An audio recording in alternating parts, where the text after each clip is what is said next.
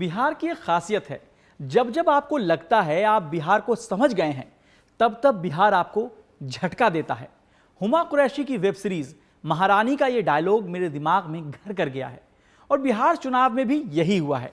बिहार चुनाव के नतीजों ने महागठबंधन को महा झटका दिया है, वैसा झटका जिसकी कल्पना बिहार को समझने वालों ने भी नहीं की होगी।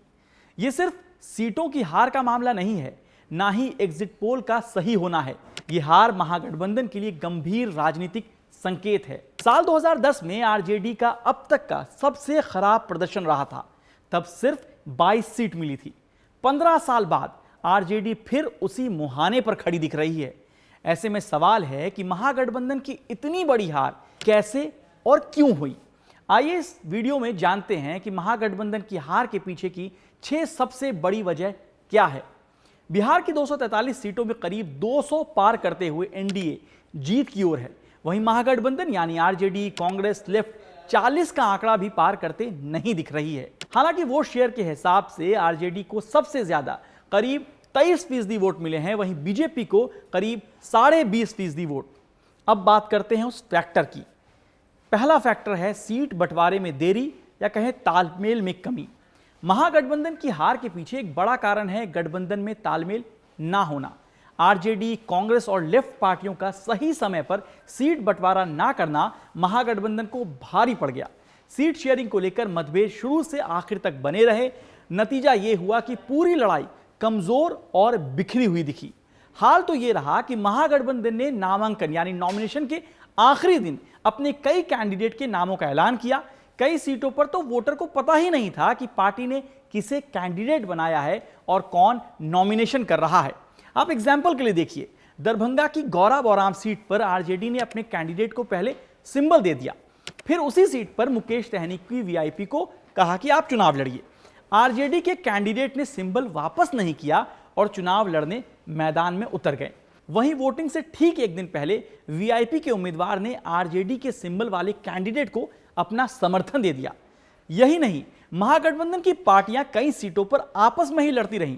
वैशाली, चैनपुर, बछवाड़ा जैसी करीब 12 सीटें ऐसी हैं जहां महागठबंधन की पार्टियों ने एक दूसरे के खिलाफ उम्मीदवार उतार दिए और उसे फ्रेंडली फाइट का नाम दिया। बछवाड़ा में तो कांग्रेस और सीपीआई की लड़ाई में बीजेपी जीत गई। वहीं दूसरी ओर एनडीए ने नाराजगी और सीट शेयरिंग में नोकझोंक के बावजूद खुद को एकजुट दिखाया। एनडीए ने अपने गठबंधन को 5 पांडव का नाम दिया। 5 पांडव मतलब जेडीयू, बीजेपी, हम, आरएलएम और लोक जनशक्ति पार्टी रामविलास। सभी पार्टियों ने सोशल इंजीनियरिंग या कहें सामाजिक समीकरण बनाया और उसका फायदा भी दिखा। हार का दूसरा फैक्टर है मल्लाह डिप्टी सीएम, जो अब बैकफायर कर चुका है। बिहार में अत्यंत पिछड़ा वर्ग यानी ईबीसी में करीब 112 जातियां हैं, जो राज्य की आबादी का करीब 36% हैं। ये वर्ग सामाजिक और आर्थिक रूप से पिछड़ा माना जाता रहा है और इसमें पारंपरिक रूप से मल्लाह, निषाद, नाई, तेली, लोहार, नोनिया जैसी जातियां शामिल हैं। इसी को देखते हुए महागठबंधन ने मल्लाह समुदाय, जिसकी आबादी करीब 2.5% है, उससे आने वाले नेता मुकेश सहनी को डिप्टी सीएम उम्मीदवार बनाकर ईबीसी वोटर को साधने की कोशिश की थी, लेकिन ऐसा होता नहीं दिखा, क्योंकि अत्यंत पिछड़ा वर्ग यानी ईबीसी में भी अलग अलग उपजातियां हैं जो मल्लाह समाज से आने वाले मुकेश सहनी को अपना नेता नहीं मानती हैं। और इसका नतीजा चुनाव में भी दिखा। मुकेश सहनी की पार्टी एक भी सीट नहीं जीत पाई। वहीं दूसरी तरफ बिहार में अनुसूचित जाति यानी दलित की जनसंख्या करीब 19% है और मुसलमानों की जनसंख्या करीब 17%। इसके बावजूद भी इन समाज से डिप्टी सीएम उम्मीदवार नहीं बनाना भी वोटरों में नाराजगी की एक बड़ी वजह साबित हुई। तीसरा फैक्टर है महागठबंधन का पूरा कैंपेन आरजेडी और तेजस्वी के इर्द गिर्द घूमता रहा। महागठबंधन में आरजेडी, कांग्रेस, वीआईपी, लेफ्ट की पार्टियां, जो 3 पार्टियां हैं, लेकिन पूरा चुनाव तेजस्वी में दिखा।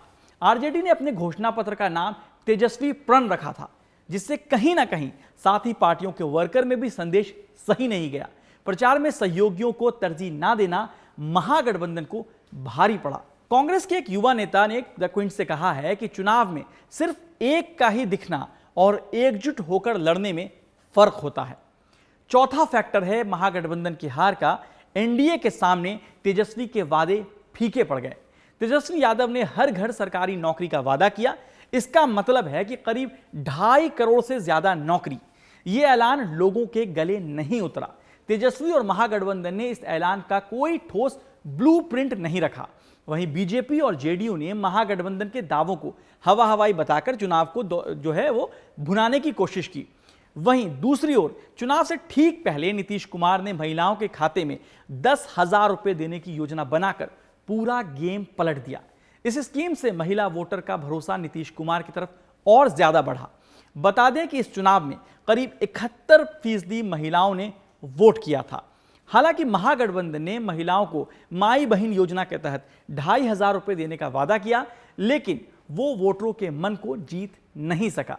पांचवां फैक्टर है मुद्दों की कमी, यानी वोट चोरी का जो मुद्दा था वो काम नहीं आया। कांग्रेस ने वोट चोरी और फर्जी वोटिंग जैसे मुद्दों पर यात्रा निकाली। राहुल गांधी बिहार में सड़कों पर तेजस्वी के साथ बुलेट पर घूमते दिखे, लेकिन यह मुद्दा आम लोगों को कनेक्ट नहीं कर सका। यही नहीं, वोट अधिकार यात्रा के बाद कांग्रेस के बड़े नेता या कह दे राहुल गांधी बिहार से गायब दिखे। बिहार की बदहाली, क्राइम, सड़क, अस्पताल, शिक्षा जैसे अहम मुद्दों को महागठबंधन जनता के बीच उठाने में नाकामयाब रही। अब आखिरी फैक्टर की बात करते हैं, जंगल राज का तमगा। तेजस्वी सिर्फ तेजस्वी यादव नहीं है, लालू यादव की विरासत का चेहरा भी हैं और विपक्षी रणनीति ने इसके खिलाफ बड़े ही चालाक तरीके से काम किया। इस बार भी एनडीए ने जंगल राज को बड़ा चुनावी मुद्दा बनाया। सीएम नीतीश कुमार से लेकर प्रधानमंत्री नरेंद्र मोदी लालू यादव की सरकार को जंगल राज कहती रही हैं। पीएम मोदी ने करीब करीब हर रैली में कानून व्यवस्था और आरजेडी की नेगेटिव छवि का प्रचार किया, जिसकी काट महागठबंधन नहीं निकाल पाई और नतीजा आपके सामने है।